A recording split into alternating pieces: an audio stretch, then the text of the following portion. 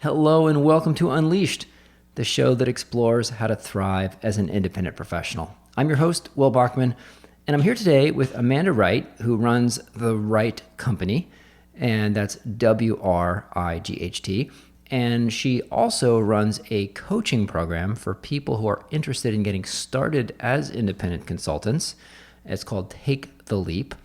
Amanda, tell me a little bit about the origin of your program, Take the Leap. Yeah, and thanks so much for having me on your podcast, Will. I'm really excited for this chat today. So Take the Leap was something that I created, over the last year, because obviously COVID kind of had a big impact on all of us and made me really reflect on how I was spending my time and how I could potentially be of service to others. And, I've been in management consulting for about 15 years now, and I started my own business and went out as an independent consultant about 7 years ago. And I was really reflecting on how that process was for me and how long it took me to figure out everything that I needed to figure out, from incorporation and naming and insurance and contracts. And I feel like it would have been so helpful to have somebody guiding me through that process. And so I feel like I reached a stage in my career where I actually have a lot of knowledge and information that I can share with others. And I had started doing some one-on-one coaching with people that I just knew from within my own network, and thought, well, wouldn't it be great to package up what I know and try to help more people, people I haven't met before, people who could benefit from learning from someone who's kind of been there, and be their guide and be their source of advice and support as they go through that transition from being an employee to being self-employed.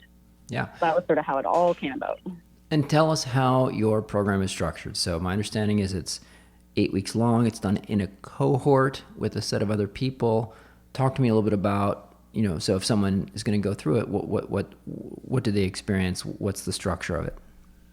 Yeah, so I am running it in cohorts. So we do have sort of a defined start date and end date, because what I learned from the first group that I put through the program was the biggest benefit to them was really making connections with other people who were doing the same thing. So other people who were also planning and setting up a business with the intention of quitting their jobs and going out on their own. And just having that community of supportive people going through the same experience was really the piece that they all found the most valuable. So I'm kind of continuing that and doing it in cohorts. So it's an 8-week program where we do a group coaching call once a week. And then each week people get access to a new module of content that's available for them to go through on their own schedule. So it's a combination of video lessons, case studies, templates from my own practice, and just other examples and resources that they can kind of work through on their own time during the week. But we all get together for those group coaching calls once a week as well. And there's also a community. So there's an online community component too, because I feel like that's another benefit, is just having a place where you can ask questions, you can build relationships with the other folks in the program. I've been posting opportunities for consulting projects that people might be interested in partnering up on. So I think that's another benefit of the program. Tell us about, can you kind of walk us through the syllabus of what people are going to do those 8 weeks? Yeah, I tried to be, I'm a very logical person. So I basically started by defining a framework for what I thought somebody would need to know, because I want it to be comprehensive, but I also don't want to overwhelm people with information. So I structured it into 9 modules, and I think it's a logical progression of, from the very beginning when you're just thinking about planning and starting a business, all the way to you're up and running, and now what are some ways to do some more advanced things and scale your business and potentially create some new revenue streams for yourself. So we start out with a module all around facing your fears. So looking at some of the risks of starting a business, thinking through your own situation, and doing some mitigation strategies so that you can, launch your business in a really thoughtful way and hopefully avoid some of those common pitfalls that some people experience when they do entrepreneurship. So about having a financial cushion in place, a support system, and just making sure that you have clarity on what are some of the things that could go wrong and making sure that you're prepared for them. We then move on to a module called Establish Your Foundation. So really thinking about what are all the things you need to do to formalize yourself and set yourself up for success right from the beginning. So things like deciding whether or not to form a corporation, naming and branding your company, getting your initial sort of financial management processes set up and bank accounts and all those types of things. We then move on to protect your business. So obviously you need to have certain things in place to protect yourself. So I present a lot of information about insurance, contracts, and again, some of those financial pieces that are really important to think about. Yeah. What's your recommendations on insurance and how to find a broker and so forth? Yeah, I talk about the different ways that you can go about purchasing insurance, and I give some information about what I would see as the most important types of insurance to carry, both for your business as well as personally if you're no longer an employee.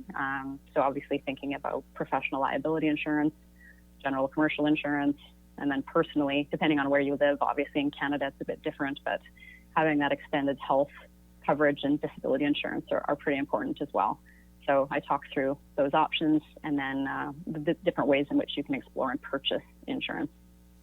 Yeah, it's definitely a good idea to get at least a long-term disability policy for folks in the U.S. I'm not sure about other countries how it works, but when I looked into that, the short-term disability didn't make a ton of sense, at least for my situation.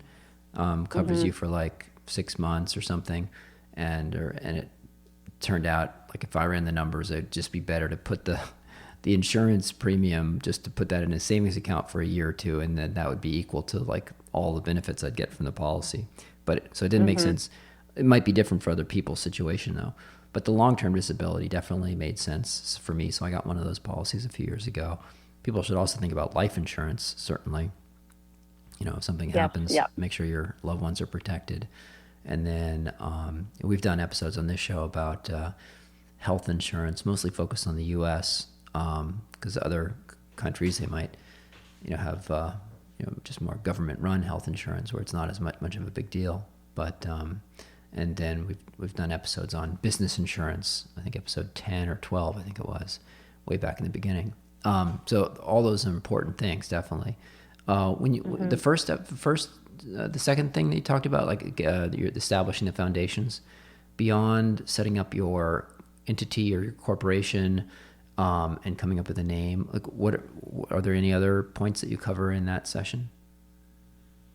It's sort of like initial thoughts around, naming and branding your company and whether or not you want to take sort of a quick and dirty approach to launching your business, which is what I did. It took me several years to kind of formalize and really choose a name and brand and get a website going. So I just sort of present different perspectives on how you can do this, because I think there is definitely situations where you can do it kind of quickly and easily without investing a lot of time or money. But if this is something you're really serious about doing and you'll be doing it for several years, it's probably worth investing in some of those pieces and establishing yourself in a really professional, incredible way right from the beginning. No, I totally agree. It makes sense to put some thought into the name of your firm. And, I guess my point of view on that is my first firm before I got involved with Umbrex was just called the Bachman Group. I'm Will Bachman, the Bachman Group. I tend to recommend people avoid just naming the firm after themselves. Like often common names are like Bachman and Company, Bachman Advisors, the Bachman Group, etc. Iterations like that.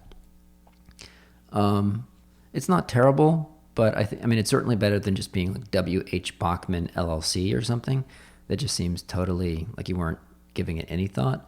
But I think that it can make your firm just seem a little smaller. Like, well, clearly you're probably the only person maybe. So I encourage people to think about getting some kind of name that maybe either gives some hint of the kind of work they do or makes it seem maybe like you're part of a bigger institution. Although maybe that's not what you want. So, your name has a nice kind of double meaning to it. So I think, it's kind of a nice touch, the Wright company. But at least that's my thoughts. I don't know. What are your thoughts about what's your recommendations on naming? Yeah, no, I agree with you. And I think if you are planning on building something bigger than just yourself, absolutely choose a name that you can grow into over time.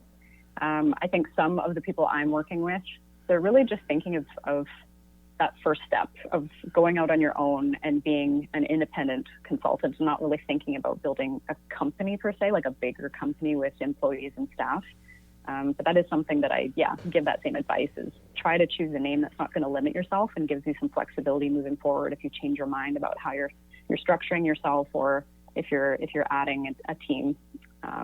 It's funny what you say, because I was very resistant to using my name in my company. Like I hired a brand strategist, and I did this whole extensive exercise to come up with a new name. And when he first presented it to me, I was like, the Wright company, are you kidding me? Like, why am I paying you to come up with that? But I kind of came around after thinking about it for quite a while, because I do like the pun. I do like the simplicity. And really, I don't think I intend on building a big company with multiple people. It's really just kind of a one-woman show. So it seemed to work for me. But obviously, it's a super personal decision. So it is. Advice I've given elsewhere is if you don't want to name it after yourself, but you're having trouble coming up with a name, and you want to avoid something that no one can ever find you on Google, like strategy advisors or something, right? Mm-hmm. Something that will never show up in Google.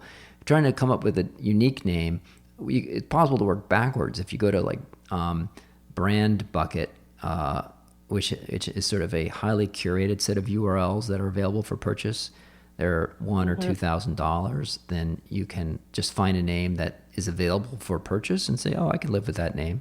And then kind of unique names, or 6 or 7 letters, or shorter type words that you could imagine imbuing with some meaning.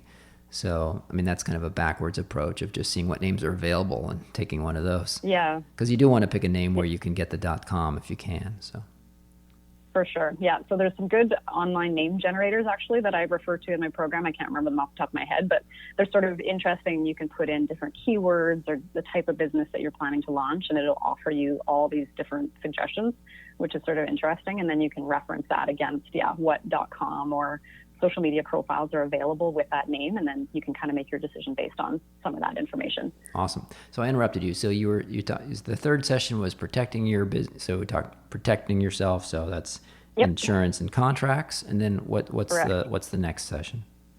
So the next one is called Master Your Mindset, because I think, I don't know, specifically women, this is maybe something that we struggle quite a lot with, is overcoming some feelings of imposter syndrome when you're starting your own business, and being really clear about your unique value and figuring out what your service offering should be based on, an examination of your strengths, your experience, your education, what it is that's special and unique about you, and trying to match that up with actual market needs.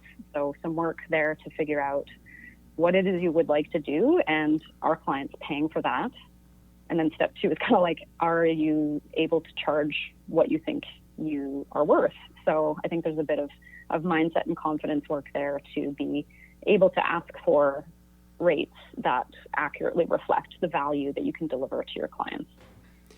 And what are some of your key tips there around building that mindset and confidence? Yeah, I mean, there's some work exercises that we do together to address that piece, because I think it is helpful to do it as a group, and then also do some reflection individually.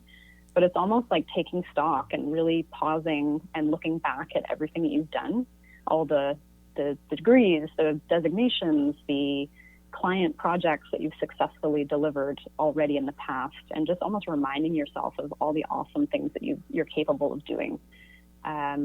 I think people coming out of big firms often have some self-limiting beliefs about what they're worth, because you're almost trained or conditioned to believe that all you're worth is what your company is paying for you in your salary. So it takes a bit of a shift to look at the market, what other consultants are charging as independents, and working your way up to feeling like I'm worthy of charging those prices too. So I think myself, when I first went out on my own, I undercharged probably for the first year or two, because I didn't know any better, and I didn't feel like I deserved any better. So it's a bit of a process to see some examples of what other people, what kind of work they're doing and what they're charging for it, and then seeing how you fit into that picture. Yeah, that's interesting what you say about confidence. On this show, we had Dr. Naila Bari, who did her thesis, on people and resilience and people who got laid off in the Great Recession in 2008 and how they responded to that. And one of her observations was that like every man that she talked to that was laid off, every single one said, well, I could at least do consulting. Like I could go out and be a consultant, right? Like every single one. So like, I mean, I can go get another job or whatever, but I could just be consultant, right?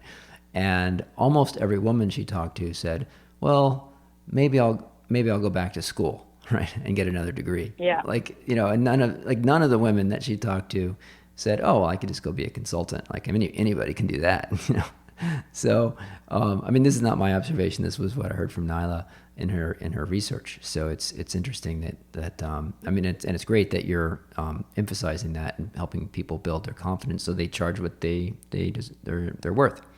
Yeah. And definitely talking to other independent consultants, I think, is a great thing I recommend everyone, so you can kind of get a sense of what actually is the market rates for folks with your background. So find people with your background that have been doing consulting for a couple of years and just ask, what they charge. Mm-hmm. Yeah, I completely agree. And I know Nyla quite well, actually, because we met about a year ago in another coaching program, and she's so lovely and wonderful and has amazing insights. And I think my own observations are that's completely true, that women, we struggle a bit more with that piece than men do. So, I mean, my program, I've sort of tailored it for women, and I keep going back and forth on, do I only want to work with women, or am I open to working with any gender identities? And I think I'm moving towards, I want to be inclusive. So I have had one man join the program too, but really a lot of the content is keeping in mind that women have maybe some slightly different needs or fears or work that they need to do to be successful out on their own. Okay. So we go from the mindsets episode to what comes next. What's the next module? So next module is Magnetize Your Buyers. So this is where we really start diving into business development and sales. And so I have some perspectives on, what are the best, or, it's my perspective, what are the best ways to go about landing clients and finding work. But I do talk about sort of the full spectrum of different methods that people use. So all the way from the informal, working your network, leveraging your relationships with people that you already know and potentially have worked with previously, to writing unsolicited proposals, to responding to formal procurements like RFPs and RFQs here in Canada. Mm-hmm. Mm-hmm. Okay. So getting the work, and then what comes next? Next is manage your money. So this is the piece around, obviously, when you're an entrepreneur, you have to be really up to speed and in touch with your numbers. And so here's where we start talking about just some of the mechanics, honestly, of, timesheets and invoicing your clients and making sure you get paid on time, but also thinking bigger picture about tax implications of the way that you're set up, thinking longer term about retirement planning, because now that you're self-employed, that's kind of up to you to put in place. So there's quite a few, perspectives and lessons from my own experiences is here. And I love numbers. Like, I'm kind of a finance nerd, so I do quite a bit of sharing of information about how to look at your financial statements, how to understand your levers of profitability. I share some of my own retirement planning models, like Excel models that I've built over time. So just helping people open up their eyes and start thinking long-term about their money. Yeah, that's great. I mean, in the U.S., a popular vehicle for independence is the SEPIRA, where you can put up to $57,000 a year pre-tax, as long as that's less than 25% of your adjusted gross income. What about Canada? Are there some good pre-tax kind of vehicles or tax-efficient type of retirement savings that you recommend to folks in Canada? Yeah, we have two different sort of tax advantageous accounts up here. One is called an Rrsp, so a registered retirement savings plan. And that sounds like it's something similar. You can put a certain percentage of your income each year into that, and it grows tax-free until you pull it out at retirement. And then we also have a TFSA, which is a tax-free savings account. And that has a smaller limit in terms of what you can put in each year, but it just grows completely tax-free, and you can pull it out at any time, and it's not taxable. Okay, that's cool. It's good to know about. So you help people think about the money, which is Yeah. important topic. And what's the next module? So module 7 is it's called Delight Your Clients. So how do you set yourself apart from all of the other independents that are probably operating in your market? How can you, set yourself up to meet and exceed your clients' expectations? So some basic things around project management and project communications, checking in regularly with your clients, under promising and over delivering, and what are some of my observations on what do the really great independents do that's different from everybody else that you should also adopt. Because I think, as you probably have seen, there's many people out there who call themselves consultants. Not all of them have necessarily the same rigor and training and experience that someone coming from a big firm would have. And so I want to just kind of reinforce to people how amazing that is, that you have that mindset and skills and experience already. So you should show those things off to your clients, and they'll benefit from it and they'll recognize it. Yeah. And then what do you close with? What's the last module? Well, there's actually 2 more. I know it's an 8-week program, but I squeezed in 9 modules. Oh, okay. All right. Module 8 is it's called Connect Your Collaborators. So it's really about, I think, alleviating that fear that people have about, independent consulting, it means I have to do everything all by myself now. And I want to tell people that's completely not true. There's so many ways to, collaborate with other people, and there's ways to do consulting work in teams. So I talk through a bunch of different options, including, subcontracting with a bigger firm, bringing on your own subcontractors or associates, partnering up with other people to pursue projects together, forming, collaborative collectives where it doesn't necessarily have to be a situation where money's exchanging hands. You're just working together because you love working together. So it's just, reinforcing that point that being independent doesn't mean you have to do everything alone. Wow, I sure agree with that. My term for that has been building out your virtual team, with this idea that if you're at a big consulting firm, you get a salary, but then the other thing the firm provides you is this entire infrastructure surrounding you of all these collaborators. And as an independent, one of your biggest jobs is putting that together. So that's awesome that you kind of really focus on that.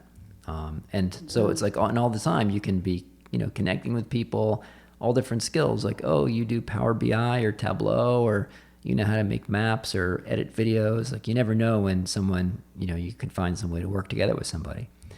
Absolutely. Yeah. And then what rounds out your program? What's Unit 9? So Module 9 is really just kind of to wrap everything up and to let people start dreaming about the future and what that could look like. So it's really more advanced methods to scale your business and at the same time protect your time.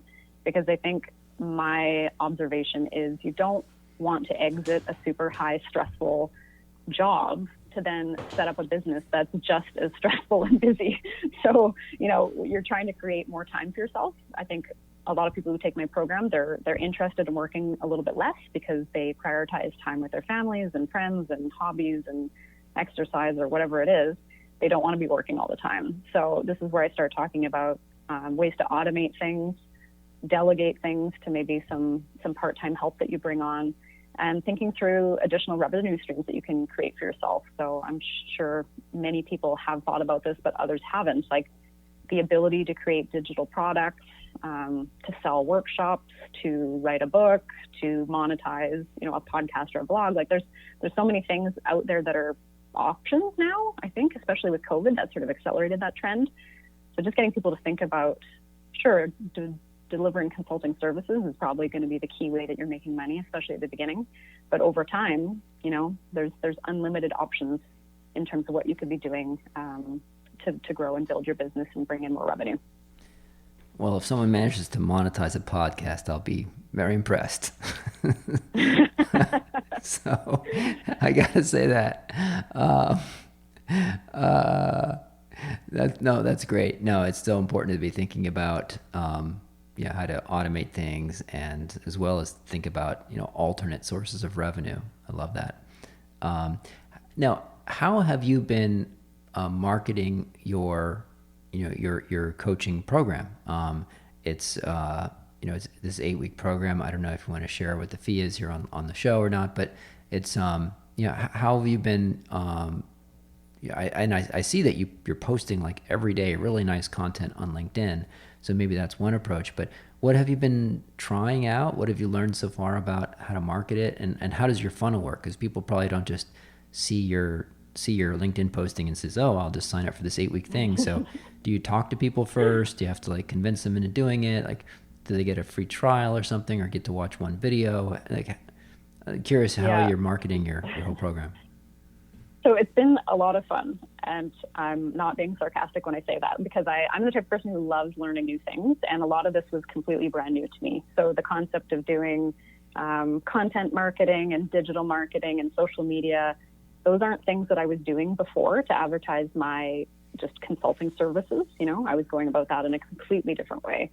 So when I started planning to launch this coaching program, I kind of had to teach myself a bunch of new things. So luckily I love writing, and I actually really like graphic design as well. So it was sort of natural to start doing a bit of a content strategy on Instagram and LinkedIn. So trying to post really regularly, I'd say 3 to 5 times a week, depending on my capacity.